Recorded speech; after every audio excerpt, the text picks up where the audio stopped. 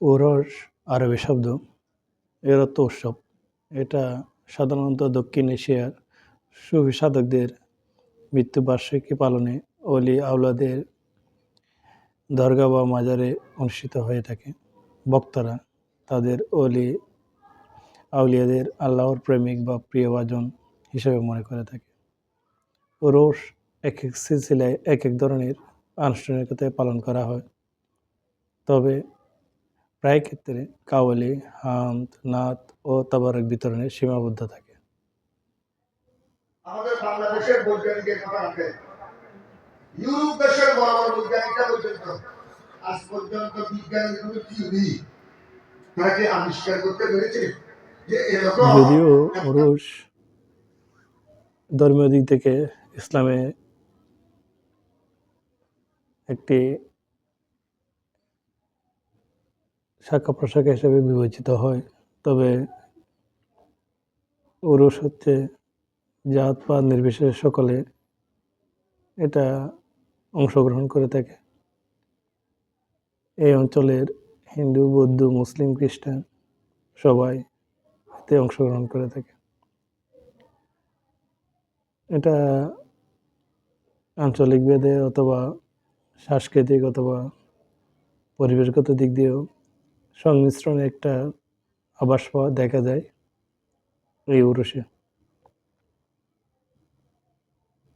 এখানে সংস্কৃতি, কাওয়ালি, মারফতি, গজল, দরবারের ভক্ত অনুরক্তরা হাজির হয়েছে। সব পরিচালনা কমিটি একসাথে সহ মিলিত হয়ে থাকে। উদযাপন কমিটি উরসের একটা দিক আপনাকে বিমোহিত করবে, যদিও ইসলামের স্কলারদের এ নিয়ে নানা ধরনের নানা মত আছে, তবে মিলন মেলা বলতে সব বর্ণ মিলন মেলা বলতে যা বোঝায় এই উরসকে আপনি তা বলতে পারেন। সবার নাহালের 125 নম্বর আয়াতের বাংলা অনুবাদটুকু আপনাদের সামনে বলবো।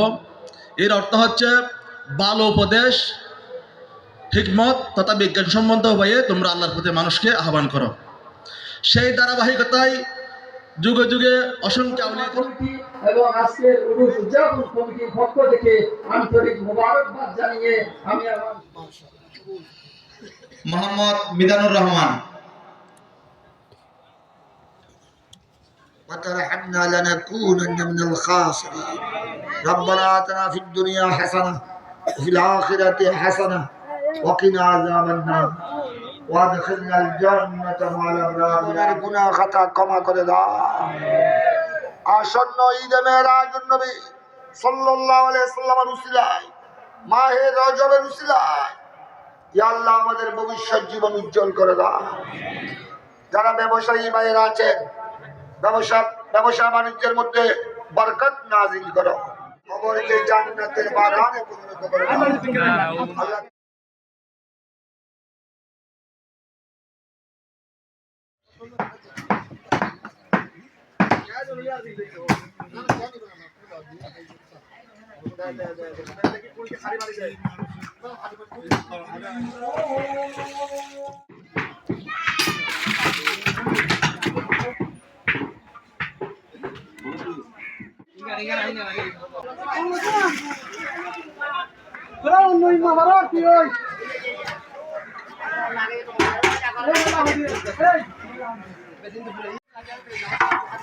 তারা কিনবো না।